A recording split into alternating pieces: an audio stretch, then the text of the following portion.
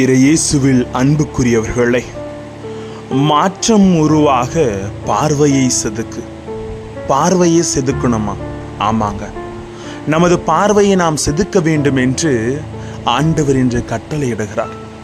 காரணம், மன்னிப்பையும் பணிவையும் வழங்குவதில் கடவுளின் அன்பு ஆழமாக வெளிப்படுகிறது. எளிய செயல் ஒன்று கடினமான இதயத்தை மாற்றுமாறு நமது அன்றாட அருளின் செயல்கள் புதுப்பித்தலுக்கும் ஒத்துழைப்புக்கும் வழியாக அமைகின்றன. அருள் மற்றும் பணிவுடன் நாம் துணிவாக வாழ வேண்டும் என்றால் நமது பார்வையை மாற்ற வேண்டும். அந்த பார்வையை செதுக்குகிற பொழுது மாற்றம் உருவாகிறது என்ற ஒரு உள் கருத்தை ஆண்டவர் என்று சொல்ல விரும்புகிறார். வார்த்தையோடு கடந்து சென்று பார்வையை செதுக்குவோம் வாங்க. இயேசுவுக்கே புகழ், இயேசுவுக்கே நன்றி.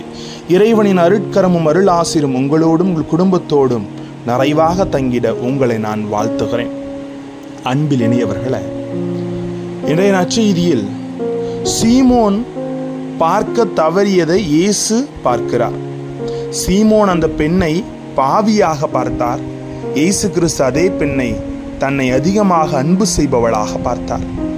மனிதர்களாகிய நமக்கு பெரும்பாலும் இயேசுவின் பார்வை விட சீமோனின் பார்வை இருக்கிறது என்பதை மறுக்க முடியாது. இது நம்முடைய மனித இயல்பு மற்றும் பலவீனம் என்று சொல்லலாம்.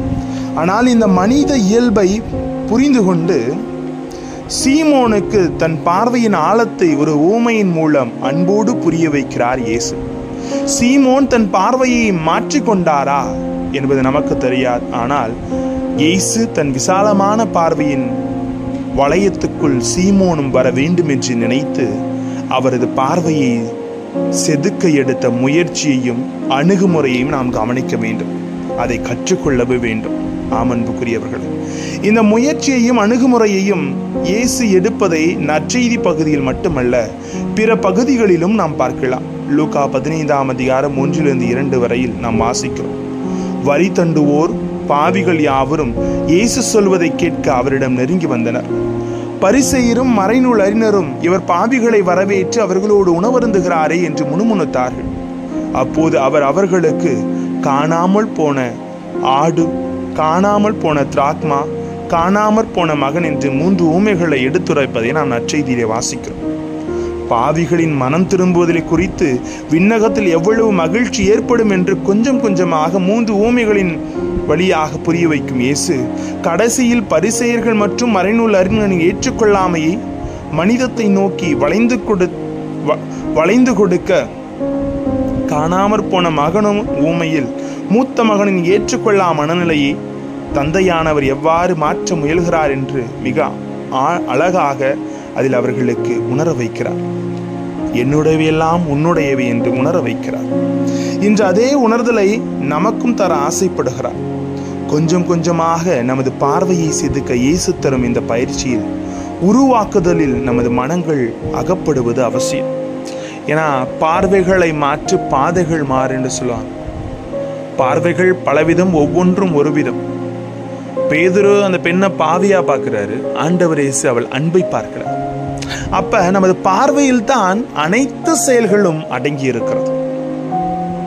காரணம், நமக்குள் ஏற்றுக்கொள்ளாமைகள் இருக்கின்றன. அடுத்தவரை கீழ்த்தரமாக எண்ணம் இருக்கிறது. நம்மை சற்று உயர்வாகி கருதி பிறரை தாழ்வாக கணிக்கும் போக்கு இருக்கிறது. ஒரு சிலர் இந்த உலகத்தில் வாழ தகுதியற்றவர்கள் என்று பார்க்கும் பார்வை இருக்கிறது. நமது எண்ணங்களையும் மனங்களையும் ஆய்வுக்கு உட்படுத்தி நம்மிடமும் இந்த நிலை இருக்கிறதா என்று உணர்வோமானால், நற்செய்தியில் இயேசு சீமோடு பேசிய வார்த்தைகளை நமக்கான வார்த்தைகளாக ஏற்றுக்கொண்டு சீமோன் போன்ற நமது பார்வைகளை இயேசுவின் பார்வைகளாக மாற்ற முயலணுங்க. மாற்றம் வேணும் அப்படின்னா பார்வையை செதுக்கணும்.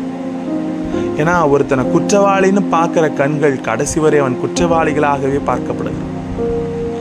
அதாவது மஞ்சள் கண்ணாடி போட்டு பார்த்தோன்னா மஞ்சள் தான் தெரியும், பச்சை கண்ணாடி போட்டு பார்த்தா பச்சையாக தான் தெரியும், சிவப்பு கண்ணாடி போட்டு பார்த்தா சிவப்பாக தான் தெரியும்.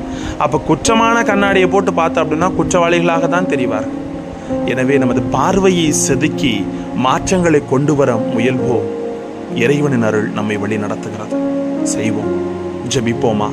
அன்பு இறைவா, எங்கள் வாழ்க்கையிலே எங்கள் பார்வையை செதுக்கி மாற்றங்களை கொண்டு வர உமது அருள் உதவியை நாங்கள் நாடுகிறோம்.